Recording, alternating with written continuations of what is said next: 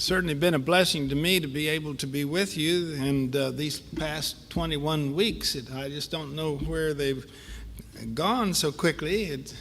Time flies when you're having fun, so I guess that's what's happened. It doesn't seem possible that we started this journey on the first Wednesday night in January, and here we are, the last Wednesday night now in May. But it's been a wonderful blessing to me to be able to be with you. And the Lord willing, maybe I can come back some other time for some other presentations. But we want to turn now to John chapter 21, the last chapter. We're going to try to do most of this chapter. I am not sure that I'll be able to get through all of it, but there's some great lessons to learn here in John chapter 21. And this particular chapter is unique, as many of the chapters are in John. It's unique to the Johannine literature. That is, it's not found in Matthew, Mark, or Luke. Nothing similar to this is found in those synoptic gospels. You do have references, of course, in the synoptics to various appearances that Jesus made to the disciples after he arose from the dead. But this is one of those appearances that we do not read about. Now, we do read of a similar type of thing in Mark's gospel and also in Matthew's gospel. Mark 16, Matthew 28, we read that Jesus had told the disciples that he would go before them into Galilee, and there he would meet with them. And they went to a high mountain there, and we don't know which mountain that was in the area of Galilee. And this is where Jesus, of course, gave the Great Commission. Matthew 28, Mark 16. And he told him to go and teach all nations, baptizing them in the name of the Father, the Son, and the Holy Spirit, teaching them to observe all things that I've commanded you. And lo, I'm with you always, even to the end of the world. And that's the way Matthew's gospel comes to an end. Well, that didn't take place evidently on this occasion, but on another occasion there in the area of Galilee when Jesus met with the disciples. So as we begin reading this account then in John 21, it says, after these things, that would mean after Jesus had appeared to the disciples there in Jerusalem and had given them many convincing proofs of his resurrection, and Thomas, of course, doubting Thomas, becomes a believer. Then after these things, Jesus manifested himself again to the disciples at the Sea of Tiberias, which suggests that maybe Mark's account and Matthew's account had already taken place in this area of Galilee on the high mountain there. But now he meets with them here by the Sea of Tiberias. Now, the official name of this sea at this particular time in the latter part of the first century when John is writing this letter is the Sea of Tiberias. But we know this sea as the Sea of Galilee. But you see, it was later given the official name, Sea of Tiberias, and so John is writing at a much later period, and so he gives the official name, Sea of Tiberias, or we would understand that it's the Sea of Galilee. And he manifested himself in this way. There were together Simon Peter and Thomas, called Didymus, and Nathanael of Cana in Galilee, and the sons of Zebedee, that would be James and John, and two others of his disciples. So on this occasion, there were 7 of the disciples who were present there when Jesus made this appearance. And Simon Peter said to them, I'm going fishing. Now, was that an act of disobedience? Or is he going fishing simply because they are hungry and they need something to eat? Now, the reason I say was this an act of disobedience, because evidently he'd already given them Great Commission and told them to go into all the world and preach the gospel, but they're not preaching. They're still just waiting around, and so in the meantime, they want something to do, and evidently they're hungry, and Peter is always a guy who's ready to do something. He doesn't always do the right thing, but he always does something. And he's impetuous, and so Peter says, I'm going fishing. Well, some of these guys, Peter, James, John, they're professional fishermen. So that sounds like a good idea. So these others say, well, we'll go with you. See, and so it says, they went out and got into the boat, and that night they caught nothing. Now, is the Lord trying to tell them something here? That without Jesus, they really are not going to be successful in their life and their endeavors? I don't know. Maybe we're reading too much into this, but it could be that Jesus is trying to remind them, Jesus said, I'll be with you. And he promises to bless them and to take care of them. But now they just decided to go fishing. And so for some reason or another, here are professional fishermen who come back empty-handed. They caught nothing. And when the day was now breaking, Jesus stood on the beach, and yet the disciples did not know that it was Jesus. Well, it's probably a little too dark yet. Very early in the morning, they see a figure standing on the seashore, but they don't recognize him yet.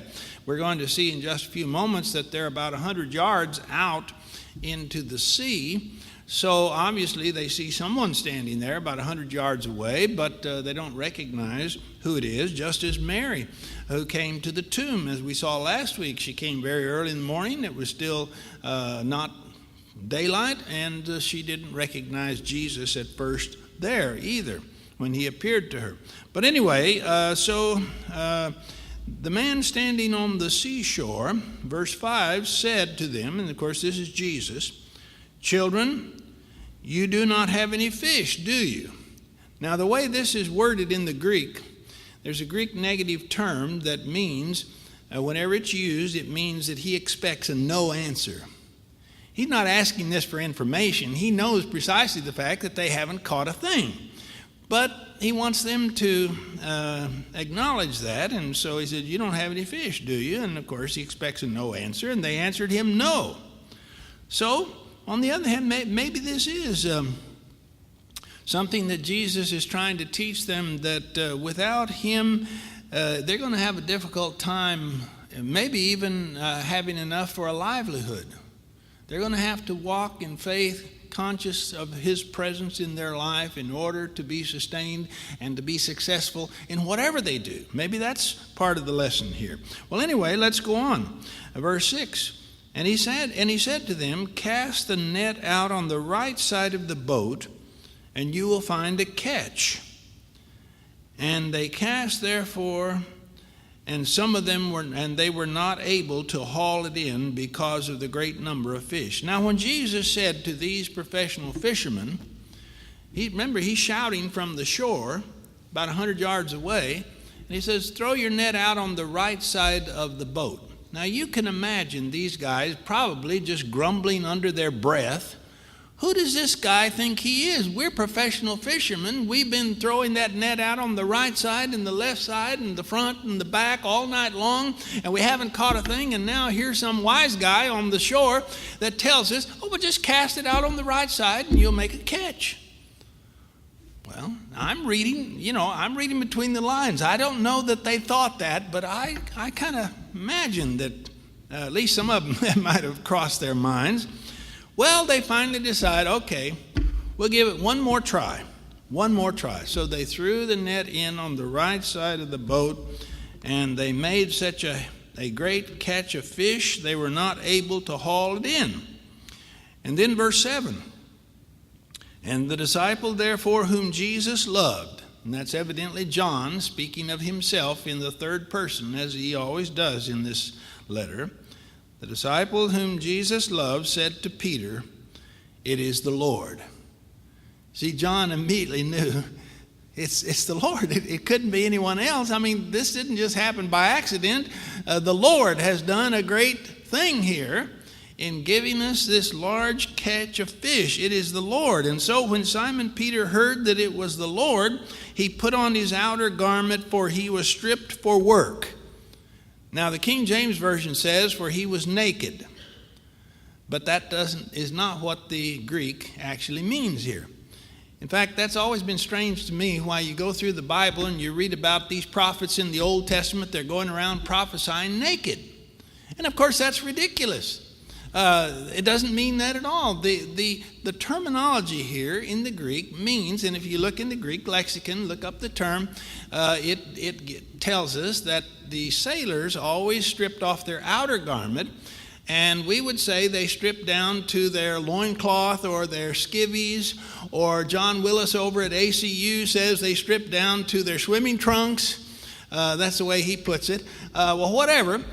You go to the Sea of Galilee and you still see the fishermen fishing in what? Their swimming trunks. That is, they've taken off their outer garments. They're not naked. So that is not what the word means, and that's a bad translation. If you have a Bible that says he was stripped naked, it simply means that he'd taken off the outer garment. And so now, when he hears that it's the Lord, he puts on his outer garment. And what does he do? He just jumps into the water. Now that's typically Peter again, impetuous, as I say. He always does something. And here he just immediately jumps in the water, starts swimming. He forgets all about the boat. He forgets about the fish. He forgets about the net. He forgets about his friends in the boat. It's the Lord. And so he just jumps in and he starts swimming ashore. So, verse 8, the other disciples came in a little boat, for they were not far from the land, but about 100 yards away, dragging the net full of fish. So the other guys are left now to just drag this net of fish in with great difficulty. And so, verse 9, so when they got out upon the land, they saw a charcoal fire already laid, and fish placed on it, and bread. And Jesus said to them, bring some of the fish which you have now caught. So the Lord here is the host. He's the cook. He's the waiter. He's the friend. He's the teacher to all of the disciples, just as he had been all these years. Verse 3, and Simon Peter went up and drew the net to land full of large fish, 153, although there were so many, the net was not torn. Now this is one reason why Peter is often called the big fisherman. Peter went out there and did what those other 6 guys couldn't do. He just grabbed that net and he pulled that net in full of fish in the shore. And here these other disciples have been struggling even to get the net to shore while they were in the water. They evidently are not able to pull it in and land them all. And so Peter just does it. This is why he must have been a giant of a man, huge, powerful man. And he's often called then the big fisherman. And there's probably good reason for that. And so he just drags the net full of fish in on the land, and the record says there, let's see, well, it says there were 153 fish in that net. Verse 11, yes, 153 fish in the net. Now think about that. John is writing this probably 50 years after it actually happened. Jesus died somewhere around 30 A.D. John is writing this letter probably 80, 85 A.D., could be 50, 55 years later. And yet John never forgot how many fish were in that net. You see, 153 fish. He's a true fisherman. And I don't think he's exaggerating then. I don't think this is a fisherman's story. I think that that's exactly how many fish there were in that net. And so and yet the net was not torn. So he knew that the Lord's hand was in all of this. All right, now verse 12. Jesus said to them, come and have breakfast. And none of the disciples ventured to question him, who are you? Knowing that it was the Lord. And Jesus came and took bread and gave them the fish likewise. Now this is the 3rd time that Jesus was manifested to the disciples after he was raised from the dead. That doesn't mean, doesn't mean that this is only the 3rd time that he had appeared to any of them. I think what it means is this is the 3rd time that he had appeared to a large group of them, a large number of them after his resurrection. And so, verse 15, So when they had finished breakfast, Jesus said to Simon Peter, "Simon, son of John, do you love me more than these?" Now I want you to notice that Jesus uses Peter's pre-apostolic name. In other words, after he becomes an apostle, after Jesus calls him, Jesus never refers to him as Simon anymore.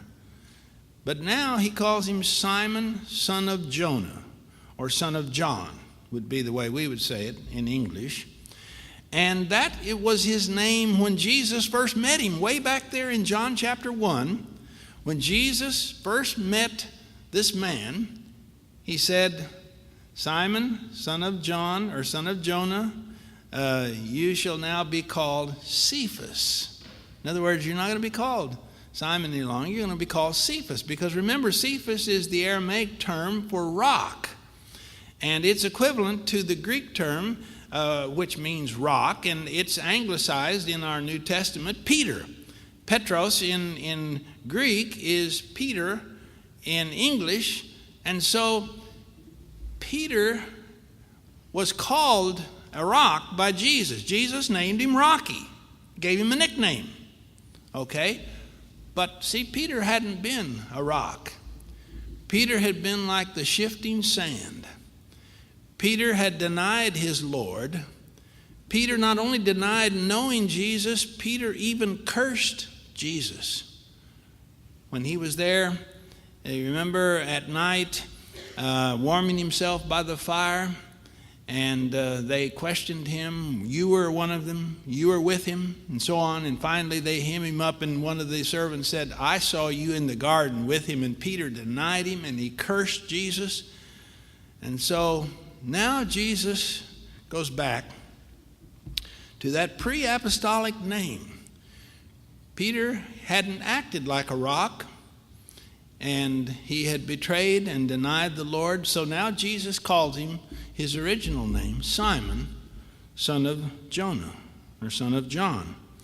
And he said, "Do you love me more than these?" Now stop and think about that. More than these what? More than these other disciples? Well, that's one possibility, because Peter had professed that very thing. Peter had said that even though all will deny you, yet I will never deny you. These others may betray you, but I'll never betray you. So Peter had extolled his own courage and strength and virtue and commitment, and said that it was greater, his love and his commitment to Jesus was greater than all the others. And yet Peter was the one who not only fled into the night, but who denied his Lord and cursed his Lord. And so now Jesus says, "Peter, do you love me more than these?" And probably means the other disciples. But there's also another possibility here. He could mean, "Peter, do you love me more than these nets and the fishing boats and the old vocation, the old life? Do you love me more than this way that you had of making your living and occupation as a man who fished for fish? Do you love me more than all of these things? The old way of life, the old vocation, the fish, the nets, the boat. That could be involved too. In fact, it might be all of this. In other words, Peter, what is our relationship? You denied me, you cursed me, and I was crucified. Do you love me more than these men and all of these other things, the old life, the old vocation? So Peter said to him, "Yes, Lord, you know that I love you." Now there's a problem here, and many scholars do not think that it's a problem. Many scholars think that Jesus is asking, "Do you love me?" And Peter is saying, "Yes, I love you." And they fail to point out the fact that you have two different Greek words used here for love. They say, oh, well, that's no big deal because these words are synonyms, and so Peter could be answering, yes, I love you, even though he's using a different word, that there's really no real distinction in the terminology. Now, let me point out something to you. It's true that the Greek word agape and the Greek word philia, which are the two words used here, the nouns, the noun form, the verb form is agapao and phileo, okay? But these two words mean love in Greek, yes. And they can be translated love.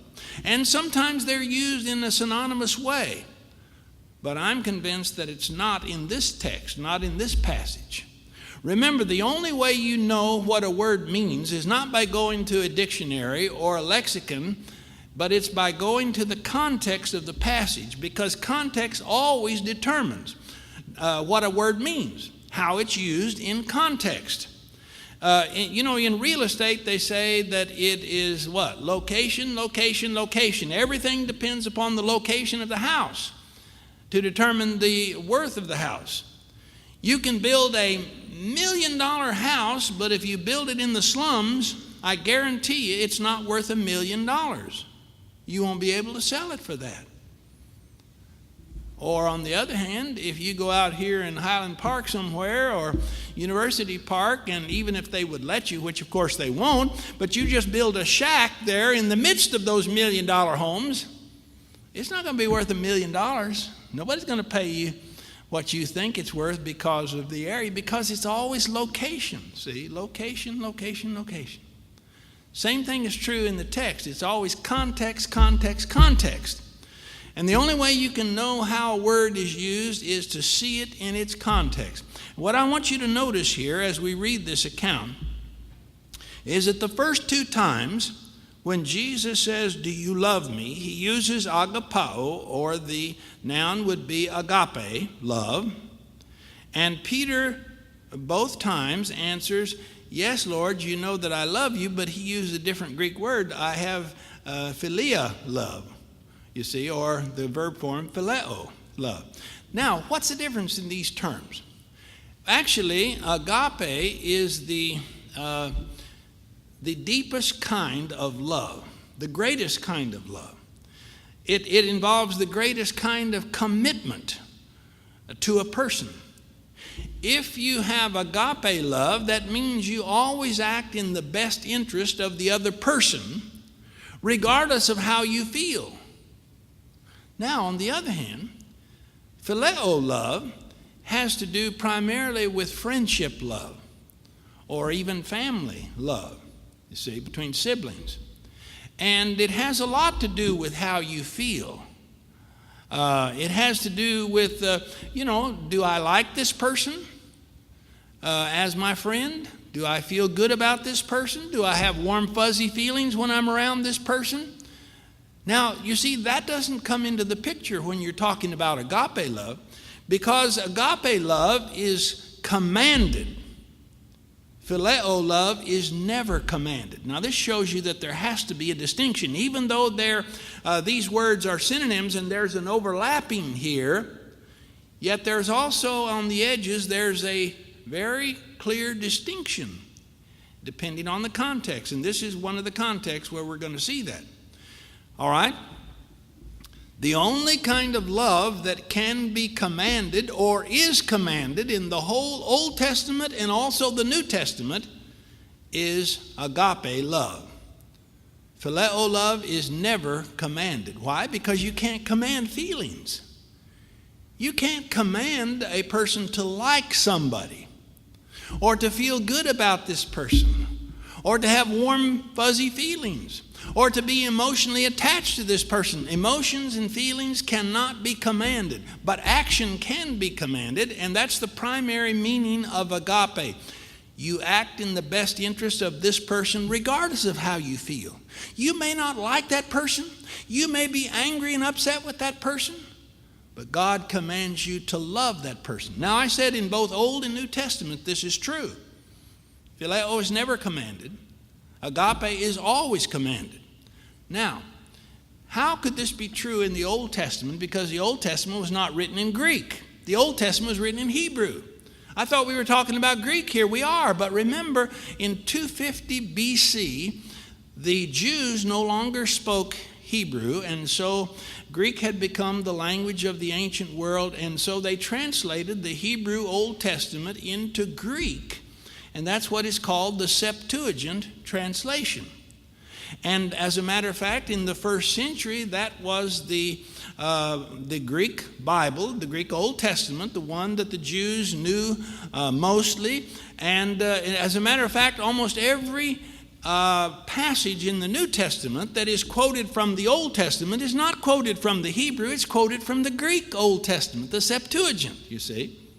Okay, so the whole Old Testament and the whole New Testament, which is all written in Greek originally, you have the command to love. The command, you shall love the Lord your God with all your heart, soul, mind, and strength. Deuteronomy chapter 6, also in the New Testament you see, and Jesus repeated the greatest commandment, love God. That is the verb form of agape, never phileo. The Old Testament commands you to love your neighbor as yourself, the second great commandment. That's agape love. The Old Testament even commanded the Jews to love the stranger, which literally means the alien, the Gentile. Now, that was one of those passages that the Jews just kind of observed the Passover. When they came to that passage, they just passed over it, you see. They didn't pay the attention to it because they thought they were bound to hate the Gentiles, and they were enemies by definition. But God told them in the same chapter in Leviticus where God told them to love their neighbors, He told them to love the aliens too. And that is also agape. And so all the way through the Old Testament, you have every command to love is agape. You come to the New Testament, same thing. But not only did Jesus tell us to love God in the New Testament and to love our neighbor, but Jesus said, love your enemy. A command. Love your enemy? You mean I've got to like my enemy? No, that's a different word. He didn't say that. Jesus never commanded us to like our enemies or to have warm, fuzzy feelings about our enemies or to be emotionally attached to our enemies. No. He said love them. And what does he do? He then talks about how God treats the just and the unjust. God sends the rain upon the just and the unjust. You see, God acts in the best interests of people, whether or not they're good people, lovable people, righteous people, upright people. So, from this we see there has to be a difference then between agape love and phileo love. Because, now I'm not saying that there's no feelings involved in agape love. Husbands are commanded to love their wives. That's agape. And hopefully they will have some good feelings and some good vibes toward their life, and vice versa, the wife toward the husband. But the point is, even in those times when husband and wife get out of sorts, and when they have an argument, and they even just for maybe a few minutes, hopefully not too long, maybe they don't even like each other for a short time, but they must go on loving one another. See? So there has to be a difference here. Did you know that the word phileo not only means to primarily have a good vibes and emotions and good feelings, have friendship, love, and so on, but it is the word that's also translated in the New Testament to kiss. Well, the Lord never told us to kiss our enemies, you see, because once again, to kiss has to do with emotions. You feel good about this person. You like this person, so what do you want to do? You want to kiss them. That's what marriage is all about. That's what husband and wife, that's what falling in love is all about. So, the Bible tells us that when Judas came and led the soldiers there to the Garden of Gethsemane, Judas came up and said, "Hail, Master," and he kissed him. Now, Judas' kiss was a hypocritical kiss. He didn't feel good about Jesus on that occasion. He's betraying Jesus. He's selling Jesus for 30 pieces of silver. But he pretended as though he had the kind of phileo love, friendship love, And so he went through the hypocritical motions of kissing him. But that's the word phileo. So what I'm trying to get you to see is there has to be a distinction in a given context, even though words have overlapping meaning. Now let me show you how this works with overlapping meaning. Let me just take another aside here before we go any further. Before Ronald Reagan died, I could use this illustration. Maybe I can still use it tonight if you'll just bear with me. I could say to my class as I was teaching, well, no, let's put it another way. I might ask or might reply if they ask me, do you know Ronald Reagan? Let's use that. Do you know Ronald Reagan? And I would say, yes, I'm acquainted with Ronald Reagan. And I was. I met him on one occasion. I used to be at Pepperdine. I got 2 degrees from Pepperdine University, and I also taught there for a period of time at Pepperdine. And when they had a big fundraiser and Ronald Reagan was the governor of California, he came to Pepperdine, and I was there, and I had a chance to meet him. So if you ask me, do you know Ronald Reagan? I could say, yes, I'm acquainted with him. And then you might ask me again, but do you know Ronald Reagan? I might say, yes, I'm acquainted with him. Well, then the third time, you might say, but are you sure you're really acquainted with him? Now, I might be upset. I might say, I told you I'm acquainted with him. That's exactly the way Peter feels when Jesus asked him the first 2 times, do you love me? Agape. Do you love me? Each time Peter says, you know that I'm your friend. That would be the way it would better translation. Jesus saying, do you love me, Peter? And Peter says, yes, you know I'm your friend. Do you love me? Yes, Lord, you know I'm your friend. Now the third time Jesus asked this question, Jesus now changes and uses the word that Peter used. Jesus says, Peter, are you sure you're my friend? And this third time, it hurts Peter that Jesus asks, are you my friend? And he says, yes, Lord, you know that I'm your friend. So the point I'm making is, even though the word acquaint, to be acquainted with and to know are overlapping, and they are synonymous. Because to be acquainted with somebody is to know them, at least to some extent. To know them is to be acquainted with them, certainly. But on the other hand, there has to be a distinction too. If you were to ask me, do you know your wife? I would say, yes, I've lived with her for 53 years. We had our 53rd anniversary here just a month or so ago. Well, no, first part of this month, excuse me. Still May, isn't it? Still May, isn't it? All right. So first part of this month, we had our 53rd wedding anniversary. So if you ask me, do you know your wife? I'd say, of course I know her. If you ask me, are you acquainted with your wife? Now, I would be probably really insulted by that. How in the world could I not be acquainted with her? I've been living with her for 53 years. You can be acquainted with somebody but not really know them on a deeper level, you see. That's the point. Okay, I was acquainted with Ronald Reagan, but I didn't know him on a deeper level. I'm not only acquainted with my wife, but I know her on a deep personal level as husband and wife. Jesus is saying the same thing here to Peter. 3 times he asked him. Notice what he said. Let's just read it again. Jesus said, Simon, son of John, do you love me? The NIV is good here. It says, do you truly love me? See, it makes a distinction. Do you really love me on the deeper level, Peter? More than these? And he said, yes, Lord, you know that I love you. Or some translations read, yes, Lord, you know that I'm your friend. And that would be a good way to read it. And he said to him, tend my lambs. Yes, tend my lambs. If you love me even on the lesser level of friendship love, then you still have a responsibility, and that is to tend my lambs. Take care of them. The little lambs.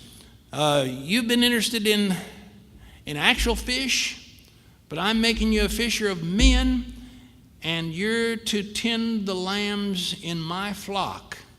See, Jesus has been the shepherd up to this time, but now Jesus is going away. He's going back to heaven, and the apostles are going to have to take his place and take care of the sheep, take care of the lambs. All right, and he said again to him a second time, Simon, son of John, do you love me? Or as the NIV said, do you truly love me? And he said to him, yes, Lord, you know that I love you, using the other term, which means, yes, Lord, you know I'm your friend. And he said unto him, shepherd my sheep. Shepherd here is the word for pastor. Pastor, rule, take care of, protect, provide for my sheep, just as I have all of you when I was with you. And verse 17, and he said to him the third time, Simon, son of John, do you love me? Do you truly love me? With agape love, the deeper love. And Peter was grieved. Oh, no, excuse me. The third time he doesn't use, the third time he says, are you my friend? See, he uses Peter's term now. He says, are you my friend? Do you really love me like a friend?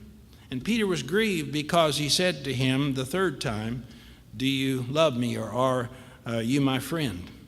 And he said to him, Lord, you know all things. You know that I love you. That is, you know that I'm your friend. And Jesus said to him, tend my sheep. So the interesting thing here is that the shepherds are as many as the sheep, really. Because if you stop and think about it, this is not something that just stops with Peter, and this is not something that just stops with the disciples themselves, but this is something that has to go on throughout the history of Christianity, throughout the church in every age.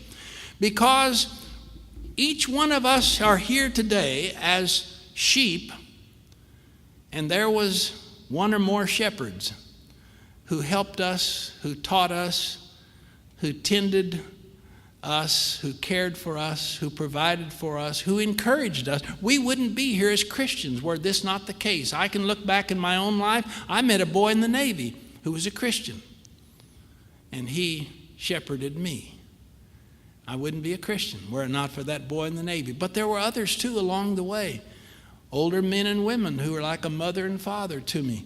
They were like a shepherd, helping to nourish, encourage me, edify me. My wife, she was brought up as a Christian. Her father was an elder in the church, and I guarantee you I wouldn't be here today were it not for my wife either. Along the way, all of us have been sheep to others who shepherded us. The shepherds are as many as the sheep, and in many cases more than the sheep, because there's more than one shepherd that has invested their life in you and me to encourage us. But at the same time, we here today as Christians, we have been shepherds to others. There are other people who would not be a Christian today were it not for you or me. It might be a husband or a wife. It might be children. It might be grandchildren. It might be friends or acquaintances or loved ones that you have acted as a shepherd, a spiritual shepherd, that is mentoring, guiding, helping them, encouraging them, teaching them. So what is the purpose of this story? The purpose of this story is that there are implications to loving Jesus, even if it's not the deepest kind of love. Jesus does not upbraid Peter. He does not ridicule Peter. He does not condemn Peter, because Peter now doesn't profess to have the highest kind of love, agape love. No, he accepts the fact that Peter now is humbled. And Peter now is willing only to say that I love you as a friend. And Jesus is saying, if you love me as a friend, then you be a friend, a shepherd to others. And you tend and care for them and nurture them. This is going to be the job of the apostles. This is the job of each one of us. We are called not as an end in ourselves, but we are called to be a witness to others and to encourage others and to help one another, to exhort one another, etc. There's so many passages in the Bible along this line. So this is why this passage is relevant then to the church today, to you and me today. But that's only the first implication here to love, even friendship love. Let me show you the next implication. Verse 18. Truly, truly, I say unto you, when you were younger, you used to gird yourself and walk wherever you wished. But when you grow old, you will stretch out your hands and someone else will gird you. That means bind you and bring you where you do not wish to go. Verse 19. Now this he said, signifying by what kind of death he would glorify God. And when he had spoken this, he said to him, follow me. You see, the second implication of even friendship love, let alone agape love, but even friendship love, is that we have to be willing to pay any price, whatever it is, even if it means death. Death in the way Jesus died. Jesus died on the cross. Peter one day will die on the cross also. In fact, tradition tells us that Peter was crucified in Rome under the persecution of Nero, somewhere around 64 A.D. Now, tradition also tells us that as Peter was being led away to be crucified, he requested of the soldiers that they not crucify him head up, but rather crucify him head downward, because he felt that he was unworthy to die in the same way that Jesus died, and that they did that. Now, whether that's true or not, we don't know. But the tradition about his death in Rome certainly is without question. So the point now that Jesus is saying, Peter, if you love me, even with friendship love, you're going to have to be willing to go and follow me, even if it leads to a cross. You remember Jesus had told the disciples earlier on, if any man will come after me, let him deny himself and take up his cross and follow me.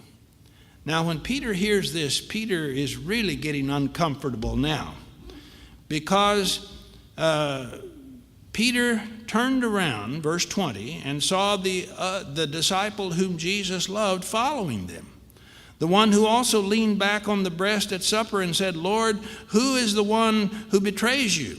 And Peter, therefore, seeing him, said to Jesus, Lord, and what about this man? Well, Peter now is beginning to wonder, am I going to have to pay a higher price than John does? What's the third implication of love here? First implication is be a shepherd to sheep. Second implication is to be willing to pay any price, whatever necessary, even if it means death.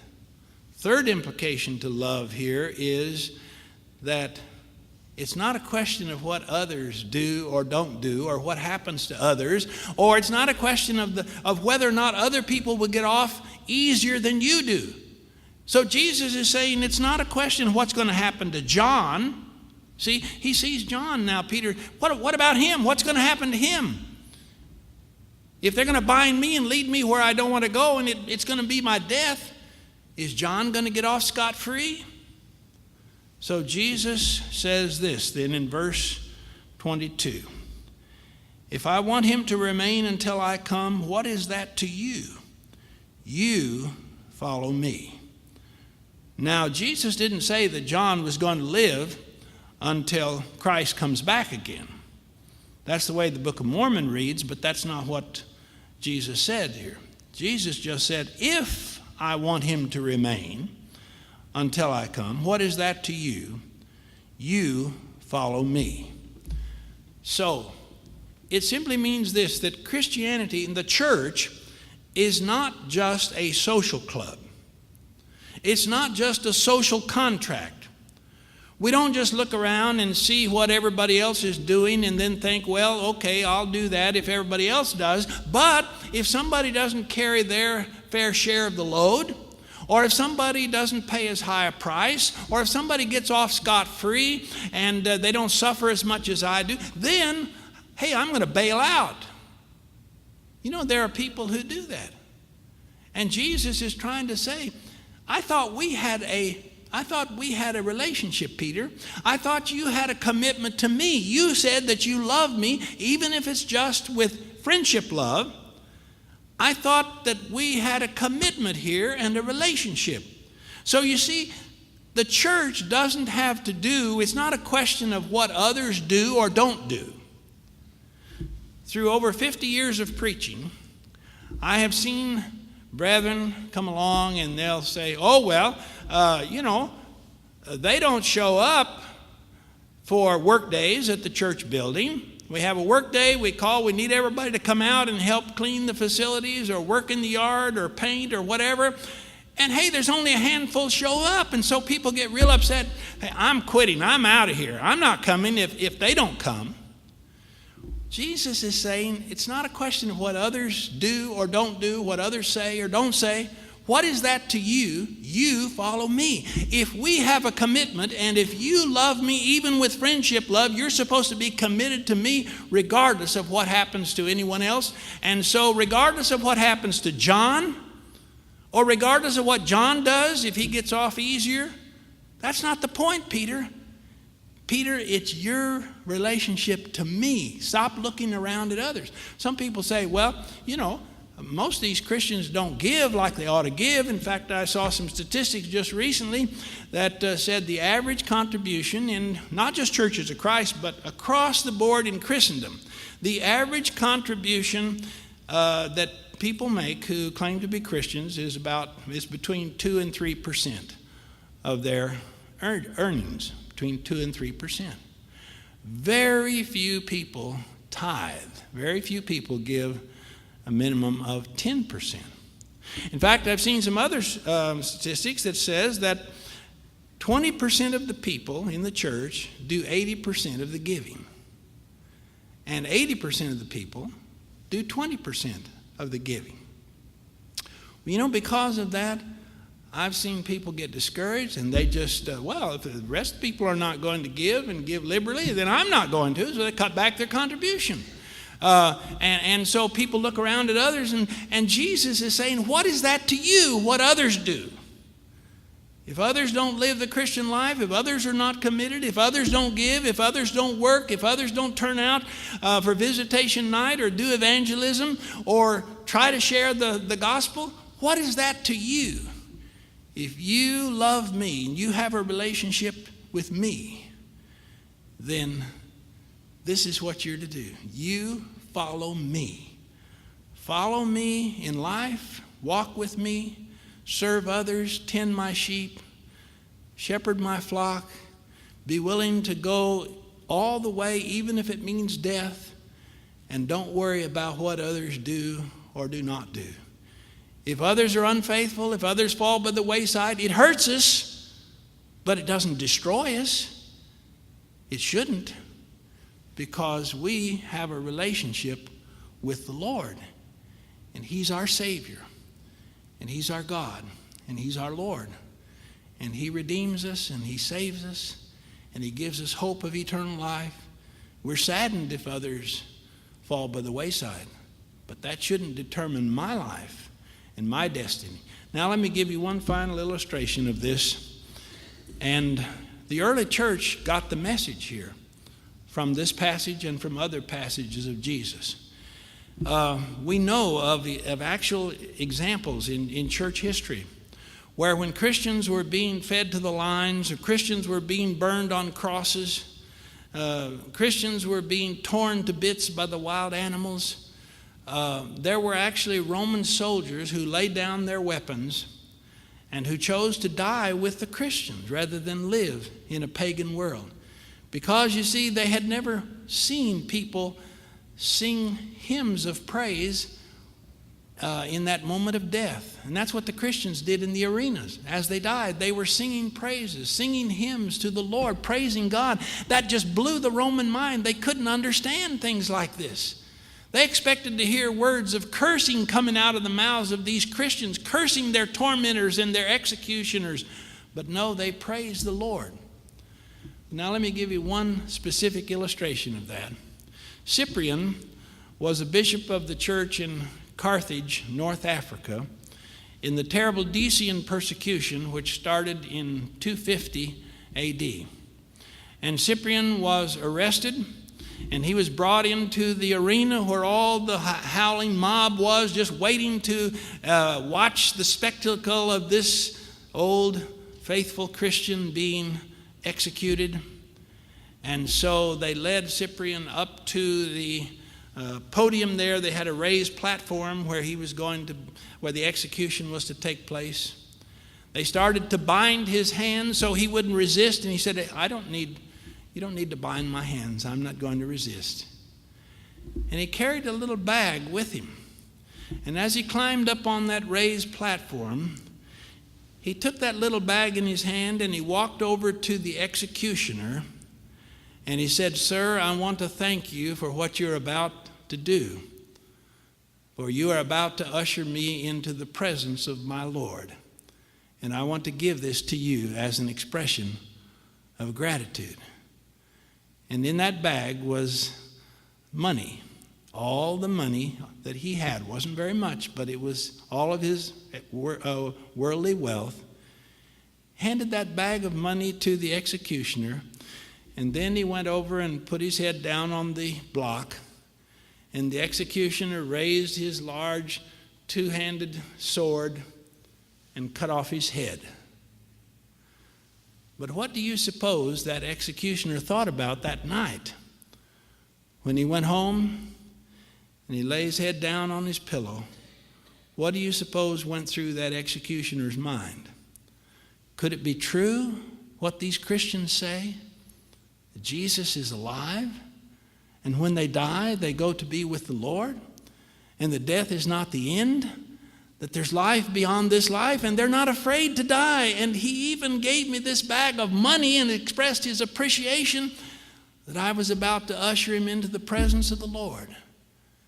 Many pagans were converted because Christians outlived the pagans and they outdied the pagans. As a matter of fact, Tertullian was a famous lawyer, a pagan lawyer in Rome, and he became a Christian. He was a great philosopher too. And Tertullian wrote a letter to the emperor. And he said, "Why do you kill us? We're the best citizens you have in the Roman Empire. We're honest. We're upright. We pay our taxes. We pray for the emperor and we pray for the empire. We're not criminals. We're the best citizens you have. Why are you killing us? Because don't you realize that the more you kill us, the more we multiply?" In fact, Tertullian was the one who used this expression. He said, "The blood of the martyrs is the seed of the church." The more you kill us and the more you shed our blood, the more Christians sprout up. You see, the blood of the martyrs is the seed of the church. Jesus is telling Peter the implications of love. And the implication is be a shepherd to sheep, encourage, aid, help, feed, tend the flock. And that doesn't mean, of course, certainly we have elders over a congregation who are responsible for the whole flock, but we all have a little flock of people that we can influence and that we can be a shepherd to and be willing to go pay any price, even death. And don't worry about what others do or do not do, but follow him. Jesus says, "Follow me." So that's the message for us tonight. It was the message for Peter, and it's the way we bring this lesson to a close tonight. Let's bow for a word of prayer.